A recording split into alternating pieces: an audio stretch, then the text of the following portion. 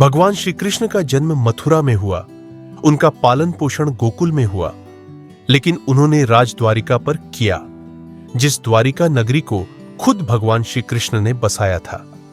लेकिन आश्चर्य वाली बात यह है कि भगवान कृष्ण के रहते सोने की द्वारिका नगरी समुद्र में क्यों समा गई और इसके बाद भगवान श्री कृष्ण का क्या हुआ। तो आज हम मिलकर इसी सवाल का जवाब जानेंगे इस वीडियो में। नमस्कार और आप सभी का स्वागत है क्लासिक स्टोरी के एक और नए वीडियो में। दोस्तों, द्वारका नगरी को भगवान श्री कृष्ण की कर्म भूमि भी कहा जाता है। पुराणों के अनुसार श्री कृष्ण ने जब कंस का वध किया, फिर जरासंध ने कृष्ण और यदुवंशियों का नामो निशान मिटाने के लिए यादवों पर बार बार आक्रमण करता रहा। फिर श्री कृष्ण ने नगरवासियों की सुरक्षा के लिए मथुरा छोड़ने का निर्णय लिया। फिर मथुरा से निकल जाने के बाद भगवान श्री कृष्ण ने द्वारका नगर की स्थापना की, जो कि कहा जाता है काफी विशाल और काफी सुंदर था। कहते हैं कि भगवान श्री कृष्ण अपने बंधुओं के साथ द्वारका में बहुत ही आराम से रहने लगे। 36 साल तक द्वारिका पर राज करने के बाद श्री कृष्ण की मृत्यु हो गई। उसके बाद द्वारका नगरी समुद्र में समा गई। लेकिन हैरान कर देने वाली बात यह है कि जिस द्वारिका नगरी को खुद भगवान श्री कृष्ण ने बनाया था, वह पूरी तरह पानी में कैसे डूब गई। दोस्तों, पुराणों के अनुसार द्वारिका नगरी को पानी में डूबने की 2 कथाएं मौजूद है। पहली कथा के अनुसार महाभारत के युद्ध में कौरवों पर विजय प्राप्त करने के पश्चात जब युधिष्ठिर का हस्तिनापुर के राज्य महल में राज तिलक हो रहा था, तब गांधारी ने भगवान कृष्ण को श्राप दिया था, क्योंकि गांधारी अपने सभी पुत्रों की मृत्यु का कारण कृष्ण को मानती थी। उन्होंने अपने श्राप में यदुवंशियों के विनाश के बात कही थी।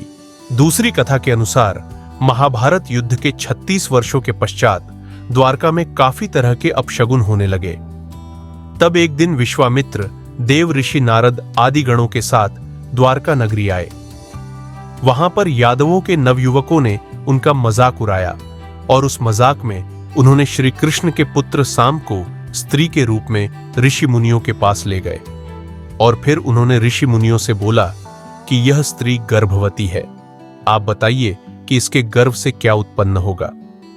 नवयुवकों के ऐसा कहने के बाद फिर ऋषि मुनि ध्यान करने लगे और जब उन्हें पता चला कि यह सब जिसे स्त्री बता रहे हैं वह वास्तव में एक पुरुष है, तो उन ऋषि मुनियों को बहुत क्रोध आया और उन्होंने उस युवकों से कहा कि तुम लोगों ने हमारा घोर अपमान किया है, इसलिए श्री कृष्ण का यह पुत्र एक लोहे के मुसल को जन्म देगा, जिससे तुम लोग अपने समस्त कुल का संहार करोगे और उस मूसल के प्रभाव से केवल श्री कृष्ण और बलराम ही बच पाएंगे।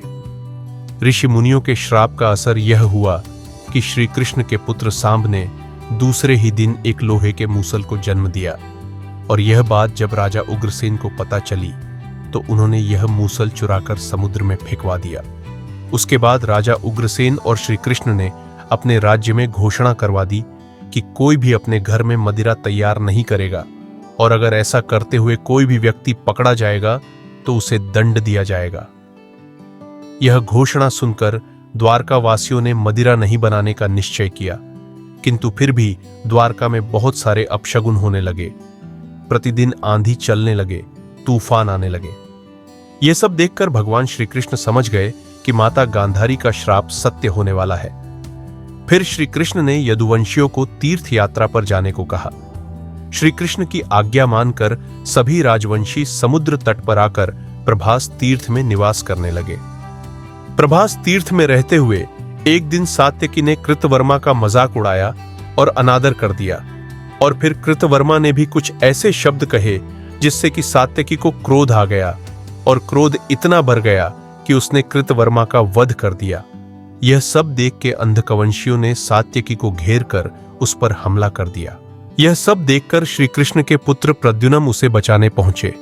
फिर सात्यकी और प्रद्युम्न अंधकवंशियों से लड़ते हुए मारे गए। यह सब देखकर भगवान कृष्ण को बहुत गुस्सा आया और फिर उन्होंने एक मुट्ठी एरका घास उखाड़ ली।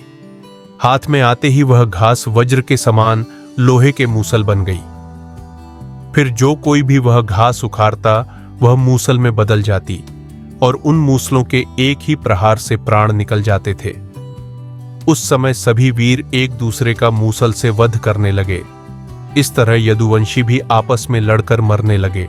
श्री कृष्ण के देखते ही देखते साम, चारुदेश्र, अनिरुद्ध सभी मारे गए। इस सबसे से क्रोधित होकर श्री कृष्ण ने बाकी बचे वीरों का भी वध कर दिया। फिर केवल श्री कृष्ण और उनके सारथी दारुक ही बचे। अंत में श्री कृष्ण ने अपने सारथी दारुक से कहा कि तुम हस्तिनापुर जाओ और अर्जुन को पूरी घटना बताकर द्वारका ले आओ। फिर श्री कृष्ण ने पूरी घटना अपने पिता वासुदेव जी को बताई और यदुवंशियों के संहार की बात जानकर उन्हें भी बहुत दुख हुआ। श्री कृष्ण ने वासुदेव जी से कहा कि मैं दाऊ भैया यानी बलराम से मिलने जा रहा हूं और तब तक आप अर्जुन के आने तक स्त्रियों की रक्षा करें। यह कहकर श्री कृष्ण बलराम से मिलने चल पड़े। बलराम जी समाधि में लीन थे और देखते ही देखते बलराम शेषनाग के रूप में बदल गए और भगवान श्री कृष्ण से आज्ञा लेकर बैकुंठ धाम वापस लौट गए। जब भगवान श्री कृष्ण समाधि में लीन थे, उसी समय जरा नामक एक शिकारी ने हिरण समझकर श्री कृष्ण पर बाण चला दिया। बाण चलाने के बाद जब वह अपना शिकार पकड़ने के लिए आगे बढ़ा तो उसने देखा कि वह अनजाने में बाण भगवान श्री कृष्ण को मार दिया। यह देखकर उसे अपनी भूल पर पश्चाताप हुआ। तब श्री कृष्ण ने उसे आश्वासन दिया और कहा, यह सब मेरी ही लीला है, और फिर भगवान श्री कृष्ण परमधाम चले गए। इधर दारुक हस्तिनापुर पहुंचकर यदुवंशियों के संहार की पूरी घटना पांडवों को बता दी। यह सुनकर पांडव बहुत दुखी हुए और फिर अर्जुन दारुक के साथ द्वारका के लिए चल दिए। जब अर्जुन द्वारका पहुंचे तो वहां का हाल देखकर काफी दुखी हुए। द्वारका में श्री कृष्ण की रानियों को रोता हुआ देखकर अर्जुन भी रोने लगे और भगवान कृष्ण को याद करने लगे। फिर वे वासुदेव जी से मिले और वासुदेव जी ने उन्हें कृष्ण का संदेश सुनाया और बताया कि जल्द ही द्वारका समुद्र में डूब जाएगी। फिर अर्जुन ने मंत्रियों से कहा कि वे सभी नगरवासियों को इंद्रप्रस्थ ले जाएं, क्योंकि बहुत जल्द द्वारका नगरी समुद्र में डूब जाएगी। फिर वासुदेव जी ने भी प्राण त्याग दिए और फिर अर्जुन ने उनका अंतिम संस्कार किया। अर्जुन ने प्रभास तीर्थ में मारे गए सभी वीरों का भी अंतिम संस्कार किया। और जब अर्जुन सभी नगरवासियों को लेकर इंद्रप्रस्थ चले गए, उसके बाद द्वारका नगरी समुद्र में डूब गई।